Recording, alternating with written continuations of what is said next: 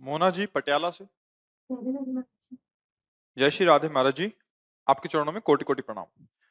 गुरुदेव, मैं आपसे पूछना चाहती हूँ कि बहुत बार ऐसा होता है कि हमें कोई बार बार चोट पहुंचा रहा है। आप यही कहते हैं कि वो हमें चोट नहीं पहुंचा रहा है, ये हमारे ही कर्म है हमें चोट जो पहुंचा रहे हैं। तो हमें यही सोचकर चुप रहना चाहिए कि ये हमारे कर्म है, या अगर बार बार ज्यादा गलत करे तो हाँ, कुछ ऐसा उसकी एक रोकने का सीमा प्रयत्न है। करना चाहिए। उसकी एक सीमा है। हमें कोई गाली दे रहा है, हम सह जाएंगे, चोट पहुंचाने का तात्पर्य का भाव से। लेकिन कोई हमारे धर्म पर, फिर हम नहीं सहेंगे। हमारा कानून है, भारतीय कानून, संविधान है और भागवतिक कानून है।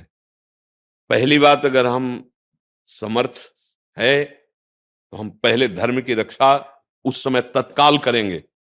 अब ऐसा नहीं कि कोई हमारे ऊपर गंदी नजर कर रहा है और वो हम पर आक्रमण करना चाहता है और हम हाथ जोड़े खड़े हैं, ऐसा नहीं।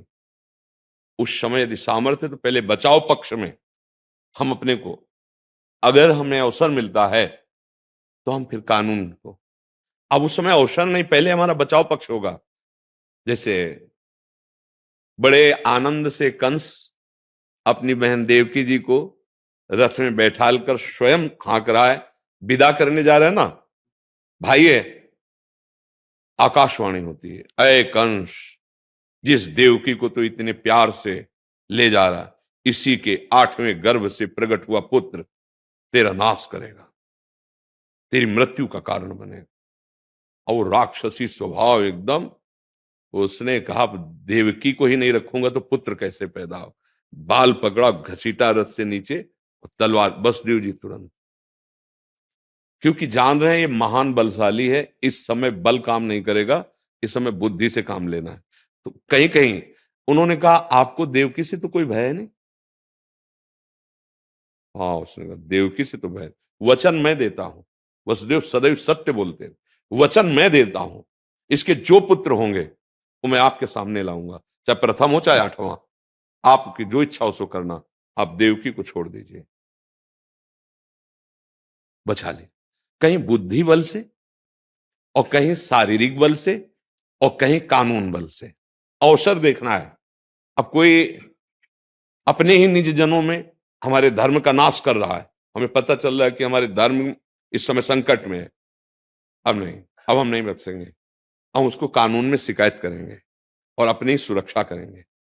हमारा कहने का तात्पर्य छोटी मोटी जो सहनशीलताएं हैं, जैसे पति पत्नी में थोड़ा मनमुटाव सहन करो, थोड़ी उसकी गलती सहन कर जाओ, थोड़ी तुम उसकी गलती सहन, ये ऐसे प्रेम संबंधों को छोटी थोड़ी गलतियों में नहीं। अब पता चला कि ये हमारे को नाश भी कर सकता है या कर सकती है, अब वहां सावधान हो जाओ। अब प्रियता से बात नहीं होगी, अब बात वो मलिनता में पहुंच चुकी है, अब उसके लिए बहुत सावधानी की जरूरत है। फिर वो संबंध निर्वाह नहीं, अब अपने प्राण और जीवन को बचाकर जीने की, भगवत प्राप्ति की, भगवत मार्ग की बात रहेगी। अब वहां अगर संबंध विच्छेद करना पड़े, वहां हमें कानून का सहारा लेना पड़े, वहां हमें समाज का सहारा लेना पड़े, लेना चाहिए। वहां क्षमा काम नहीं कर पाएगा, क्योंकि आप गृहस्थ में हैं। वहां धर्म रक्षा के लिए, जीवन रक्षा के लिए प्राण रहेंगे तब तो भजन होगा ना, प्राण रहेंगे तभी तो इस परिस्थिति में, जैसे पीछे हमने चर्चा में कहा कि हम बार बार कहते हैं माता पिता की सेवा करो, माता पिता को भगवान मानो, क्योंकि ऐसा है। अब जैसे किसी के हृदय में प्रश्न हो जाए कि अगर पिता ही शोषण कर रहा है, अब आपका ये वचन कैसे लागू होगा कि वो भगवान है, उसकी सेवा करो। तो ध्यान से सुनो ना, उसी में है।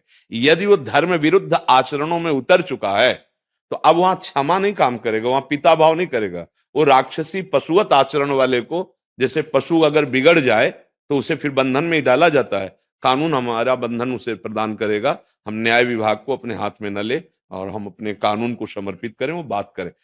हम जो कह रहे हैं उसको समझना है, हमें कहां क्षमा करना है और कहां विरोध करना है, ये बात भी है।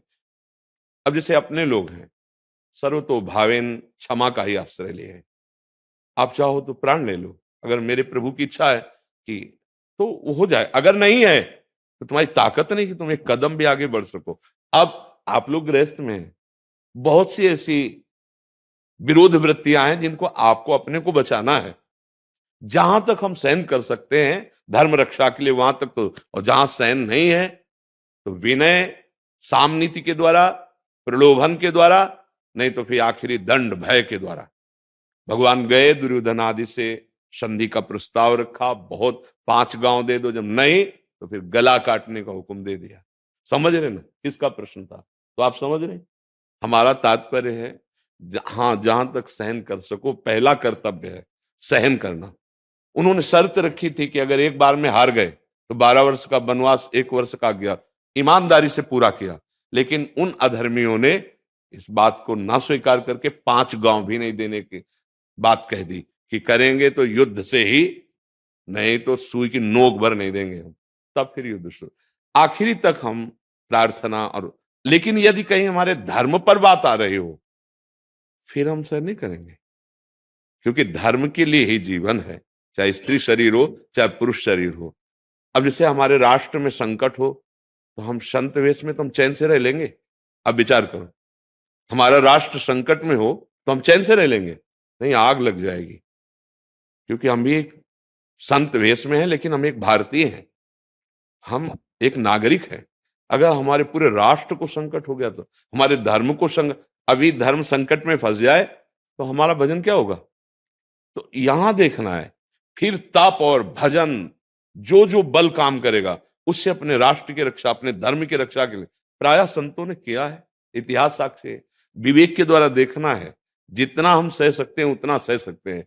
और जब सहन की सीमा खत्म और हमारे धर्मनाश या शरीर नाश की बात आ गई, अब हम नहीं सहन करेंगे। अब उसके बाद, क्योंकि आप गृहस्थ हैं, अलग अलग विधान है, हमारा निवृत्ति मार्ग है, आपका प्रवृत्ति मार्ग है। तो जहां तक सहन करना है वहां तक एक सीमा है, इसके बाद नहीं सीमा है। हमें सब में भगवत भाव करना है, पर वो राक्षसी भाव में आ गया है तो भगवत भाव करते हुए भी उसके राक्षसी भाव का उत्तर राक्षसी भाव से ही दिया जा सकता है। जहां तक है तहां तक है, फिर जब समझाने की भाषा आए तो वो जैसा समझना चाहता है। बहुत विधान है हमारे, पर ये ध्यान रखें कि कानून को अपने हाथ में न ले, नहीं तो हमारा जो बचाव पक्ष था वो खत्म हो जाएगा। जैसे मान लो हम अपने शरीर और धर्म की रक्षा के लिए अगर हम अपने कानून के विरुद्ध आचरण कर देंगे तो कानून का अपराध तो हमने कर दिया ना, तो हमारा जीवन जेल में होगा, तो क्या धर्म बचा, क्या हमारा प्राण रक्षा बची? बहुत सुलझना भी है ना। जैसे मान लो हमें अपने आप को बचाना है, हर तरह से बचाना है, हम अपनी रक्षा के लिए कानून के विरुद्ध आचरण कर दिए तो कानून मुझे बख्शेगा नहीं। हाँ, तो इसलिए हमको हमारा जीवन सुरक्षित बहुत बुद्धि के, इसीलिए हम कहते हैं भगवान की प्राप्ति जीवन मुक्त होने के लिए, चलो कोई बिरला ऐसा चाहता है, अरे जीने के लिए भजन कर लो। कम से कम हमारी बुद्धि इतनी शुद्ध हो कि हम अपने को बचा लें, अपने परिवार को बचा लें, अपने समाज को बचा लें, अपने देश को, जितना आपका विवेक है आप बचा पाओ। ये माया का काम देखो कैसे कैसे लीलाएं कर रही है। हम बचाव पक्ष की बात करते हैं, जहां तक है सहन कीजिए, जो बात है कानून का सहारा लीजिए, भगवान का बल लीजिए। आपको अपने ऐसी कोई क्रिया नहीं कर देना कि आप फंस जाओ, बचाव पक्ष में आप फंस जाओ, आपका जीवन व्यर्थ चला जाए। इसलिए बहुत कष्टमय जीवन होता है जेल का। हम एक बार मिले थे गंगा किनारे, जो बहुत से क्राइम करके गए थे और काफी वर्ष रहे वहां, तब वो कह रहे थे महाराज, हम अपना अनुभव कह रहे हैं कि अगर गांव का एक साधारण व्यक्ति 5 जूता मार देना तो उसको सह लेना चाहिए, लेकिन जेल जाने वाला कर्म नहीं करना चाहिए। वो बढ़िया अनुभव तुमने बताया कि मतलब अगर ऐसा अपमान भी हो तो सह जाए, जेल न जाने वाला। तो हम कहीं क्रोधावेश में ऐसा न कर ले कि हमको फिर वो जो हम धर्म कर्म भजन साधन, जो जीवन उन्नति का है, जो जीवन आनंदमय, वो हम जेल में, क्योंकि आप मनमानी करोगे तो हमारी सरकार बख्शेगी क्या? अगर पता चल गया तो फिर आप फंस जाएंगे, अपराध कानून का भी ना होने पावे। तो ऐसा बहुत विवेक की जरूरत है, जीने के लिए बहुत विवेक की जरूरत है। जरा सी गलती, हंसी मजाक जरा सी, और वो जरा सी बात दूसरे रूप में पहुंच गई कि ये हमको इस तरह से, और वो जेल पहुंच गया। बहुत सावधान, और वो सावधानी भजन देता है, इसलिए सबसे कहते हैं राधा राधा राधा राधा रटो। अगर शराब पियोगे, मांस खाओगे, जुआ खेलोगे, बेविचार करोगे तो बुद्धि तुम्हारे ऐसे कर्म करवा देगी जो तुम्हें चैन नहीं मिलेगा। देखो जितनी जेलें भरी हैं सब बुद्धि का चमत्कार है कि नहीं? अच्छा, जितने बड़े रोग हैं ये सब इसी बुद्धि के कर्म का फल है। इसने कहा कि ये करो, वो पाप कर्म बन गया, और वो किस जन्म का कब लागू हुआ ये पता नहीं है कि कब का लागू होगा। पुराना हिसाब जमा कब कहां लागू हो जाए। 20-20 वर्ष मुकदमा चलता है, नहीं चलता यहां? तो यहां कई जन्म का हिसाब होता है। बोले इस जन्म में तो हमने कोई पाप नहीं किया, हाँ ठीक हो सकता है 10-5 जन्म पीछे ना कोई पाप किए हो ऐसा, लेकिन बहुत बड़ा रजिस्टर है। इसलिए वही बात हम सिखाते हैं कि नाम जप करो, परमार्थ का आश्रय लो, सहनशील बनो, और उस समय भगवान आपको आवेश दे देंगे। अगर हम संकल्प पूर्वक कोई पाप, कोई अपराध करेंगे तो अलग बात हो जाएगी, और जब भगवान का आवेश होगा वो एक अलग होता है। फिर नहीं, भगवान के ऊपर आश्रित हो जाओ, वो आपको बचाएंगे।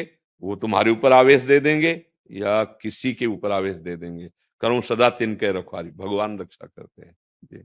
सब पर हर उत्तर लागू नहीं होता, ये भी बात समझ। जैसे सामने हमसे कहा कि हमारे माता पिता वृद्ध हैं, उनकी सेवा हम कर रहे हैं, वो हमें गाली देते हैं, अब हमारा क्या कर्तव्य है? गाली सो और उनकी सेवा करो, चाहे जैसी परिस्थिति हो, उनको कष्ट मत देना, उनको निकाल मत देना।